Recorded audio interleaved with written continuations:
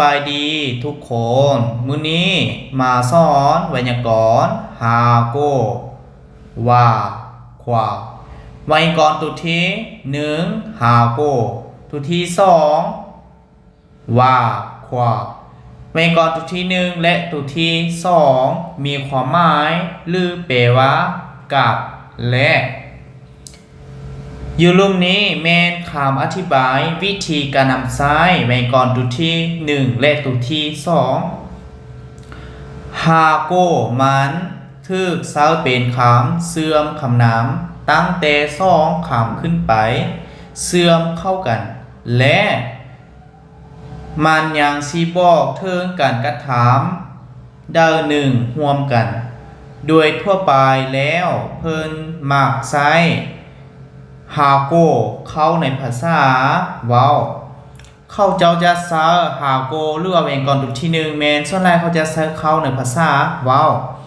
มีความหมายว่ากับและ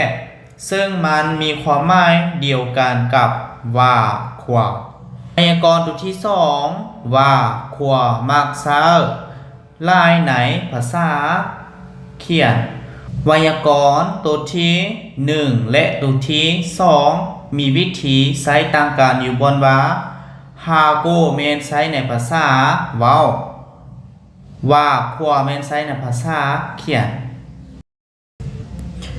เบิ่งตัวอย่างดังรูปนี้เราจะใช้ไวยากรณ์ตัวที่1ไวยากรณ์ฮาโกตัวนี้แม่นมีตัวสะกดหรือบ่มีแม่นเราสามารถเอาตัวนี้มาใส่ทางหลังของคำนาม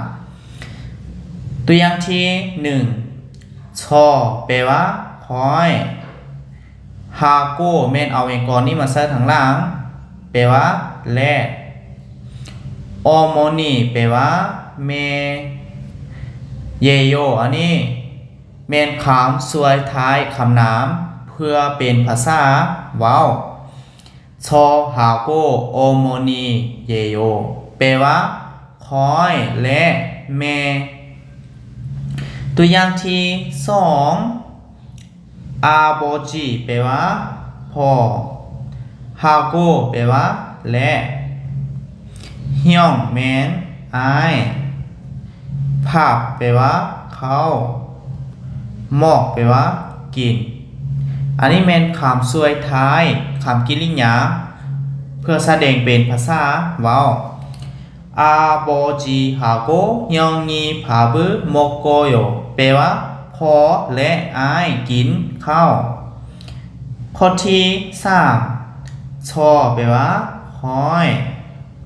ฮาโกแปลว่าและชินกูแปลว่าเพื่อนชิจังตลาดค่าแปลว่าไปโยนี่เป็นคำช่วยท้ายกริยาชอฮาโกชินกูกะชิจังเอคาโยคอยกับมูไปตลาดหรือว่าคอยกับเพื่อนไปตลาดตัวอย่างที่4ชอเนินแปลว่าคอยซาคัวแปลว่ามักแอปเปิ้ล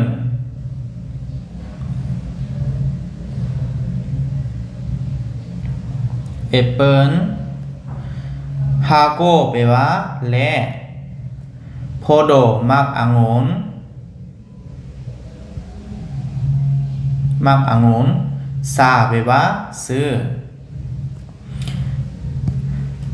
ชอเนินซาควาฮาโกโพโดหรือซาโยแปลว่าคอยซื้อมักแอปเปิ้ลและมักองุ่นข้อที่5โอนึแปลว่ามื้อนี้ชอเนินคอยฮักเคียวโรงเรียนฮาโกและอึนแห้งธนาคารค่าไปโอนึชอเนินฮักเคียวฮาโกอึนแห้งเอคาโยมื้อนี้คอยไปโรงเรียนและธนาคาร มาเรียนต่อไว้ก่อนตัวที่สองว่าขวาแปลว่ากับและตัวที่หนึ่งว่าตัวนี้แม่นเขาจะใช้ในกรณีบ่มีตัวสะกดตัวที่สองขวาอยู่นี่แม่นเขาใช้ในกรณีมีตัวสะกดเบิ่งตัวอย่างดังรูปนี้ตัวอย่างที่หนึ่งชอแปลว่าคอยวันนี้เขาสังเกตชออยู่รูปนี้บ่มีตัวสะกดฉะนั้นให้เขาใช้ว่าแปลว่าและโอโมนีแปลว่าแม่อันนี้แม่นคำช่วยท้ายคำนามเป็นภาษาเขียนชอวะโอโมนีอิบนีดาแปลว่าคอยและแม่ตัวอย่างที่สองชอแปลว่าคอยเบิ่งอยู่นี้บ่มีตัวสะกดใช้ว่าคือเก่าว่าแม่นและหรือว่ากับชินกูแปลว่าเพื่อนโยริฮาตาแม่นแตงกินแล้วก็พิอึบนิตาอันนี้เป็นคำช่วยท้ายคำคีญาเป็นภาษาเขียนชอวะชินกูกะโยริฮัมนิดาแปลว่าคอยกับเพื่อนแตงกินตัวอย่างที่สามโอโมนีเนินแปลว่าแม่มุลก็คือน้ำบัดนี้เราสังเกตน้ำอยู่รูปนี้มีตัวสะกดเป็นตัวลีอื่นแม่นบ่ฉะนั้นเราใช้ขวาและใช้ในกรณีมีตัวสะกดขวาจะแปลว่าขนม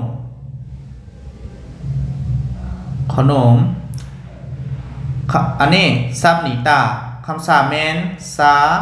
ตาแต่เฮาตัดตาออกซานี่แม่นซื้อบ่มีตัวสะกดฉะนั้นเอาตัวพิอึมาใส่นี่แล้วก็นิตาโอโมนีเนินมุลควาจารึซัมนิตาแปลว่าแม่ซื้อขนมและน้ำข้อที่สี่อาโบจีเนินแปลว่าพ่อเทกุแปลว่าประเทศไทย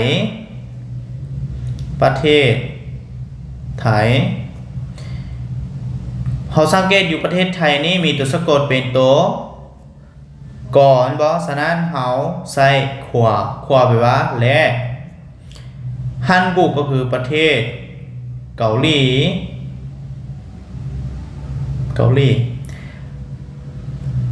คัตซึมนิตาคำศัพท์แม่นขาตัดตาออกฉะนั้นยังขาแต่ว่าอันนี้แม่นกาลอดีตฉะนั้นเราก็เลยเอาตัวสะกดมาใส่อยู่รูปนี้แล้วก็ใส่ซึมนิตาทางหลังอาโบจีเนินเทกุขวาฮันกูเกคัตซึมนิตาแปลว่าพ่อได้ไปประเทศไทยและประเทศเกาหลี